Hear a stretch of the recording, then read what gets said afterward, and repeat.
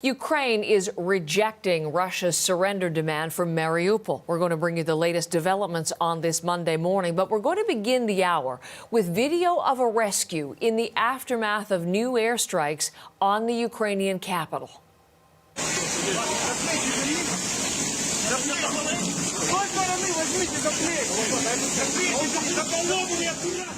This is video into us this morning from Ukraine's emergency service. Kyiv's mayor Vitaly Klitschko says a shopping mall was hit in a densely populated neighborhood near the city center. A number of homes are also damaged this morning. Officials say at least 8 people are dead. It's unclear how many others have been rescued and how many more may yet be trapped. Now, this is video showing the missile strike on the mall. And you can see right there, no sound, but you can see the force of the explosion as was captured on closed-circuit camera. Reporters on the scene in the aftermath say the mall is in ruins. The blast wave blew out the windows of nearby buildings, too, including a nearby apartment block. In this video, posted on social media by Ukraine's Office of the Prosecutor General, we can see what it looks like this morning. Aftermath of the attack which happened last night here in Kiev, just 15 minutes away from the center. That's crazy. This is totally... Now, this is a map from the British Defense Ministry, and it shows us this morning where Russian forces are. They're in red on the map. In its analysis this morning, UK defense officials say Kyiv remains the focus for heavy fighting. But both the UK and the US defense departments both agree Russia's attempt to surround and besiege the Ukraine capital remains stalled this morning. The top military leaders in Ukraine say that Moscow, for the first time, appears to be preparing for a long war, and they claim that Russia is now calling up 17 and 18-year-old members of its youth military organizations to fight in Ukraine. In another breaking development this morning, Kyiv is going into a curfew tonight, and it will last right through until Wednesday morning. So that brings you up to date to where we are as we come on air with you this Monday. And let's go to Warsaw, Poland now. Our reporter is Salima Shivji, and she is here with the latest as part of our CBC News team covering the story with you. Come back to what I was mentioning, Salima, if you would, the focus on Mariupol this morning, that Russian ultimatum, and Ukraine has rejected it outright. Absolutely, Heather, and basically uncertainty reigns for what happens next after the rejection, flatly rejected by Ukraine. That chilling ultimatum from Russia, basically asking those inside the besieged city of Mariupol to surrender, to lay down their arms and to leave. Russia had said that they would be given safe passage, but they did warn that those who stayed behind with the quote, according to Russian authorities, bandits, would face consequences. Now, Ukraine flatly rejected that, decided not to surrender. That defiance is very much clear from the Ukrainian government, who said there is no question of surrender of that city.